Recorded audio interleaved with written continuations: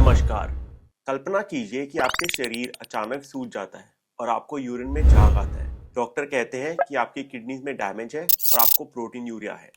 आपको बताया जाता है कि डायग्नोसिस मिनिमल चेंज है। मिनिमल चेंज डिजीज शब्द से लगता है कि छोटी सी बात होगी, लेकिन इसका असर बिल्कुल छोटा नहीं होता। ये एक किडनी की बीमारी है जो खास करके बच्चों में बहुत तेजी से बढ़ सकती है, जैसे शरीर में स्वेलिंग या एडीमा, और प्रोटीन से भरा हुआ यूरिन दे सकती है। ये अडल्ट्स में भी काफी कॉमन है। आज मैं आपको मिनिमल चेन डिजीज आसान भाषा में समझाऊंगा। ये क्या है, इसका इलाज क्या है, गाइडलाइंस के हिसाब से, और पेशेंट्स इसके लिए क्या कर सकते हैं। आखिर तक आप समझ जाएंगे कि कैसे मिनिमल चेंज भी हेल्थ पर कितना बड़ा प्रभाव डाल सकता है और कैसे आप इसको कंट्रोल कर सकते हैं। मेरा नाम डॉक्टर अर्जुन सबरवाल है और मैं किडनी पेशेंट्स का ख्याल रखता हूँ। मेरा एम है कि मैं आपको एविडेंस बेस्ड मेडिसिन और किडनी डिजीज के बारे में बताऊं, ताकि आप अपने डॉक्टर के साथ एक इन्फॉर्म्ड डिसीजन ले सके अपने ट्रीटमेंट के बारे में।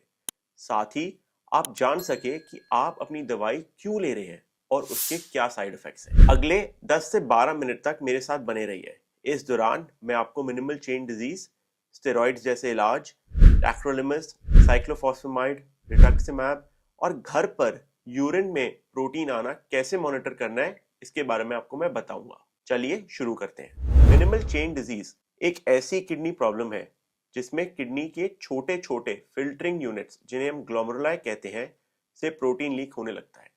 आप ग्लोमेरुलस को एक कॉफी फिल्टर की तरह सोचिए। ये ब्लड से जरूरी चीजों को रोककर बेकार चीजों को यूरिन में भेजता है। मिनिमल चेन डिजीज में माइक्रोस्कोपिक लेवल पर ऐसा ही कुछ बिगड़ जाता है कि ये प्रोटीन को फिल्टर फ्रीली होने देता है।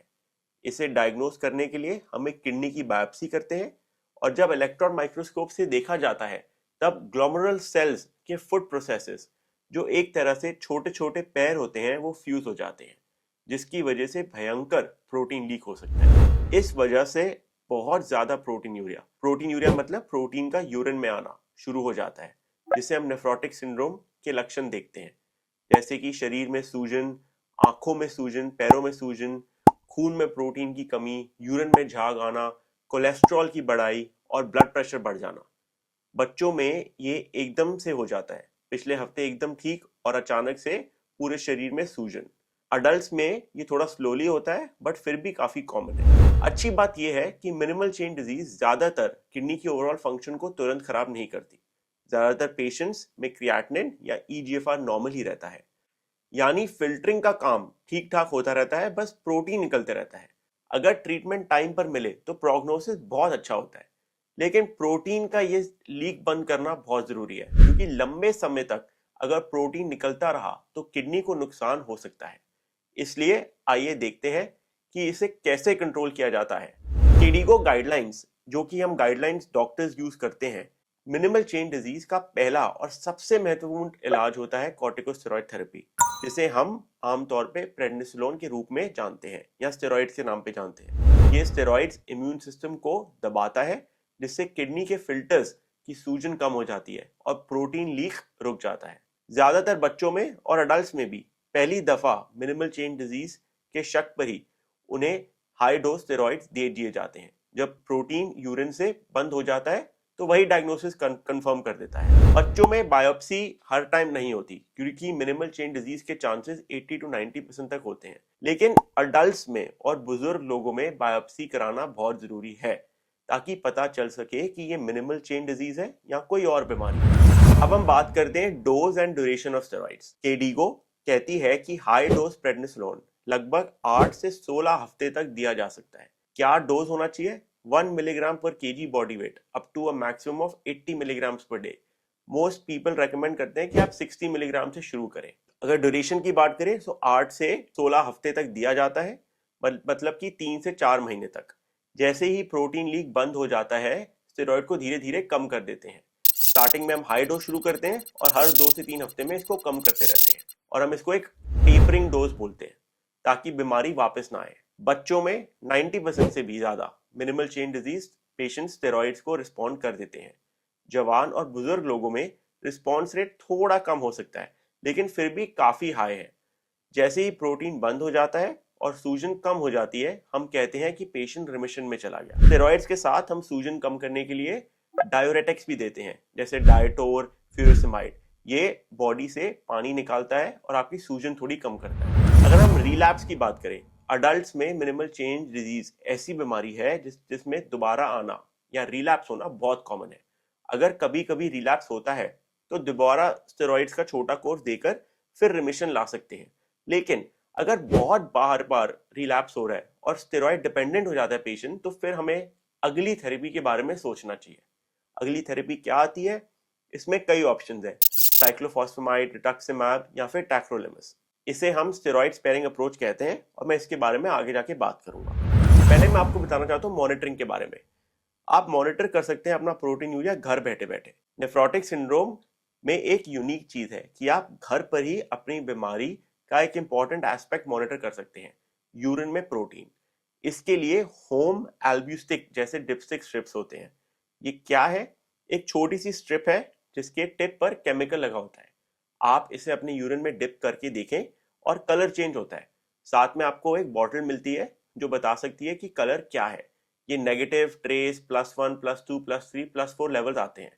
इसको कैसे करना चाहिए? सुबह सुबह पहला यूरिन इकट्ठा करके स्ट्रिप को डिप करें, फिर 30 to 60 सेकेंड्स के बाद कलर चार्ट से मैच करें।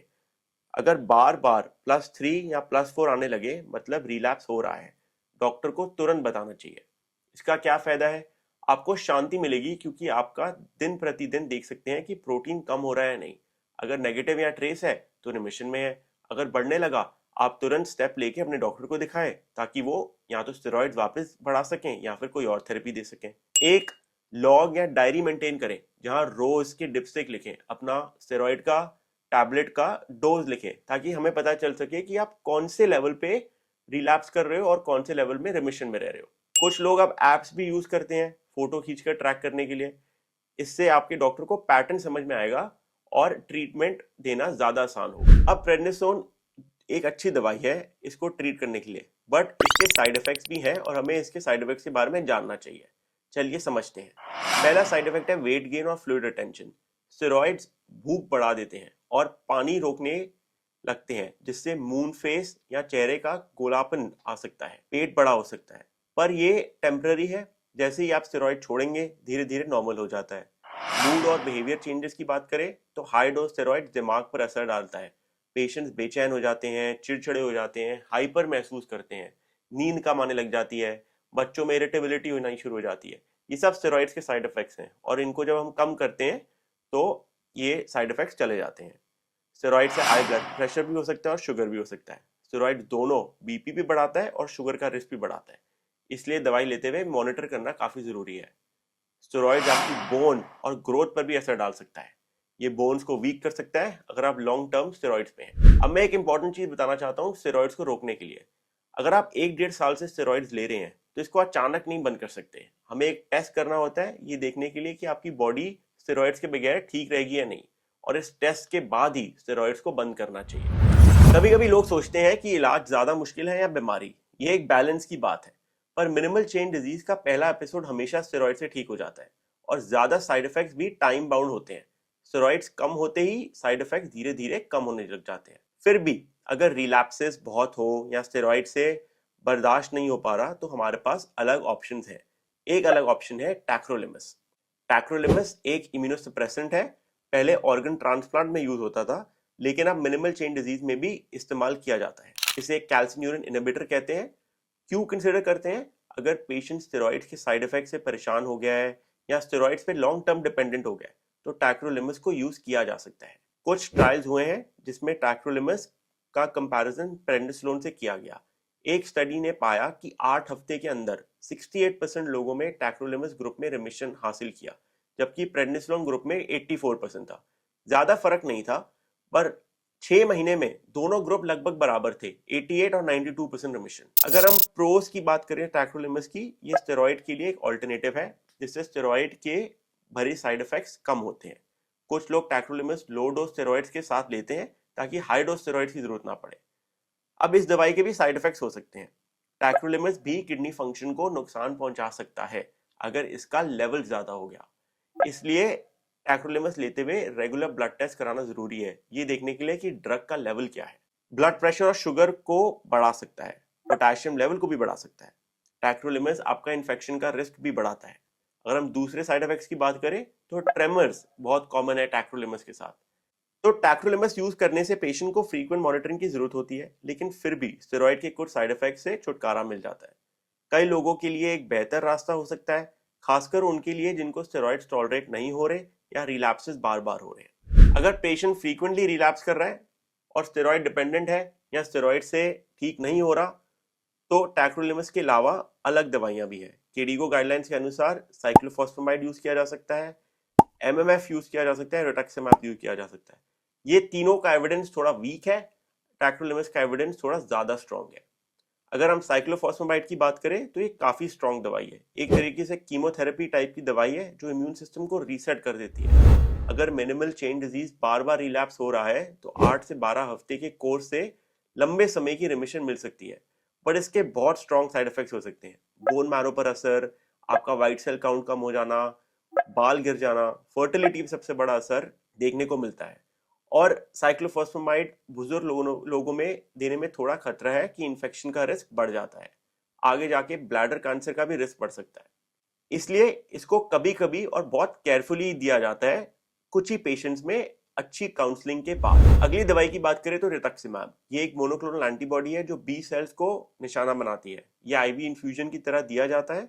अगर आपको स्टेरॉइड डिपेंडेंट डिजीज है या frequent relapsing minimal change disease है तो इसको दिया जा सकता है। आप अपने डॉक्टर से इसके बारे में बात कर सकते हैं।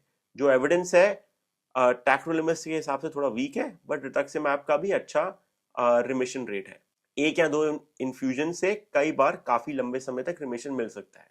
अगर वापस आएगी बीमारी तो कभी कभी डोज रिपीट करना पड़ सकता है। तो आप ये इस वीडियो से समझ पा रहे होंगे कि हर पेशेंट के लिए चॉइस अलग होती है। कुछ लोग साइक्लोफॉस्फेमाइड के लिए मल्टी ईयर रिमिशन हासिल कर लेते हैं, कुछ लोग रितक्सिमैब ज्यादा सूट करते हैं। डिसीजन पेशेंट के प्रेफरेंसेस और साइड इफेक्ट प्रोफाइल्स पर डिपेंड करता है और डॉक्टर की सजेशन के बाद।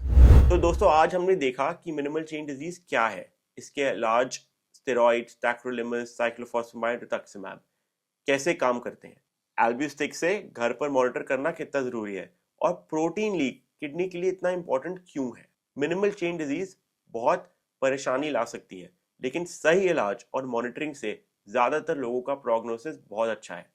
अपने इलाज में एक्टिव होके आप मिनिमल चेन डिजीज के दौरान भी बेटर लाइफ जी सकते हैं। आशा है कि आपको कुछ समझ आया हो इस वीडियो से। अगर ये वीडियो पसंद आई तो जरूर लाइक करें और शेयर करें। कमेंट्स में अपने सवाल जरूर लिखें और मैं इनको शॉर्ट्स की तरह आंसर करने की कोशिश करूंगा। किडनी हेल्थ से जुड़ी और वीडियोस के लिए सब्सक्राइब करना ना भूलें। मिलते हैं नेक्स्ट वीडियो में। नमस्कार।